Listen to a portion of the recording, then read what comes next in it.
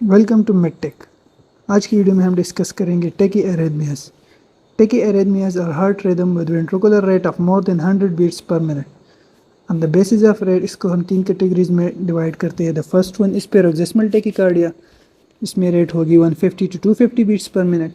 Second one is flutter, which rate will be 250 to 350 beats per minute, and the third one is fibrillation, इसमें rate होगी 350 to 450 beats per minute। अब let's say ECG में आपको arrhythmia दिखी है। Now you have to decide whether it is ventricular in origin और supraventricular. तो उसके लिए आपने ये क्राइटेरिया देखनी है कि उसकी जो क्यूआरएस है, उसकी जो वेट है, if that is less than 3 small square, जो क्यूआरएस है, if that is less than 3 small square, that will be supraventricular in origin like this one. So ये इसकी आप ये देख ले, नॉर्मल नैरो क्यूआरएस आपको देख रहे हैं। And if the QRS width is more than 3 small square, like broad QRS आपको दिख रहा है like this one, तो that will be ventricular in origin। अच्छा, now let's come towards the first arrhythmia, that is atrial flutter। Atrial flutter originates in atrial automaticity focus। Atria contract, like जो यहाँ पर लिखा है, now atria contract at a rate of more than 250 to 350 beats per minute, जिस तरह के Flutter की definition में मैंने आपको बताया। and there are rapid succession of identical back to back atrial depolarization waves called flutter waves। तो वो मैं आपको डायग्राम पे अभी दिखा रहा हूँ किस तरह।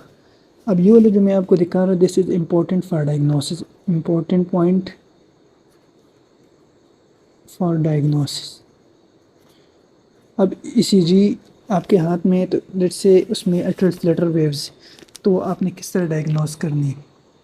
तो आपको ईसीजी पे सॉ टूथ अपीयरेंस मिलेगी, किस तरह, लाइक दिस वन।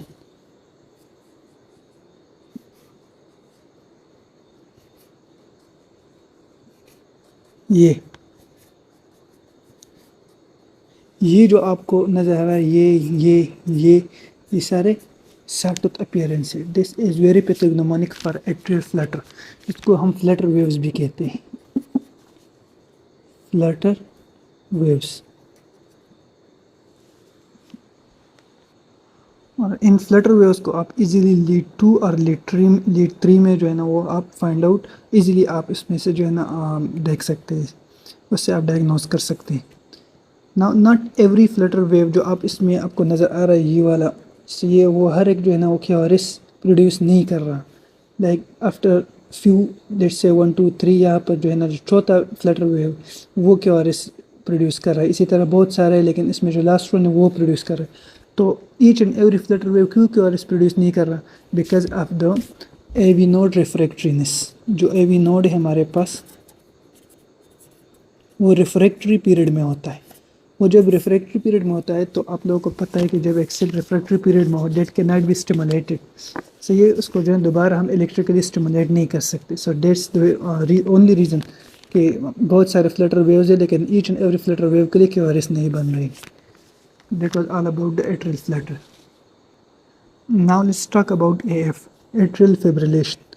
जिस तरह मैंने आपको पहले बताया, फिब्रिलेशन में रेट होगा 350 to 450 बीट्स पर मिनट। अब आप खुद सोचें कि 350 to 450 बीट्स पर मिनट में that is not possible mechanically कि एट्रिया जो है ना इतने रैपिडली कंट्रैक्ट कर सके। तो इस रेट पे जो है ना एक्चुअली एट्रिया कंट्रैक्ट नहीं करती, बट दे ट्विच रैपिडली। सही है, और वही एक रीज़न है कि अक्सर हम एफ में पलटे हैं। One of the complication of F is एम्बुलस formation.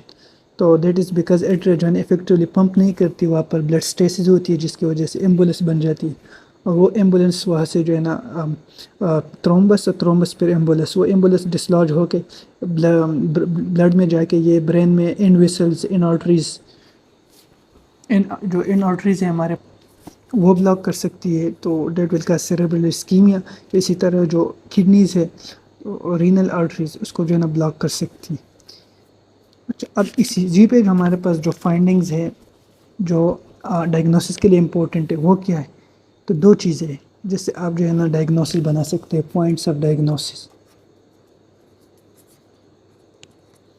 सबसे पहले तो आपको वेवी बेसलाइन मिलेगा with no identifiable P wave, सही है। और दूसरा आपको इरेगुलर क्यूआरएस कॉम्प्लेक्स मिलेगा। पहले क्या चीज़ है, वेवी बेसलाइन है, with no identifiable P wave, and the second one is irregular QRS. Let's say अगर मैं इसके लिए डायग्राम ड्रा कर लूँ तो ये कुछ इस तरह आएगा। ये QRS आ रहा है, सही है, ये इधर, तो दूसरा QRS इधर, ये सही है, ये।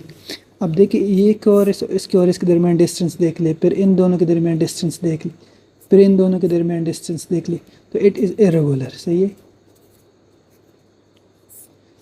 तो जो फिब्रिलेशन की जो वेव होती है ना, तो डेट इज़ वेरी जो है ना वो इजी होती है, वो बंदा मिस नहीं कर सकते ईसीजी पे, तो वो पिक करना बहुत इजी है। जिस तरह कि आप ये देख ले कि हमारे पास फिब्रिलेटरी वेव्स है एट्रिया की, सही है, और जिसकी वजह से आपको क्यूआरएस मिल रहा है, that is irregular in duration. ये और ये वाले क्यूआरएस के दरमियान आप डिस्टेंस देख ले, ये दोनों डेट आर क्वाइट डिफरेंट, सही है, ये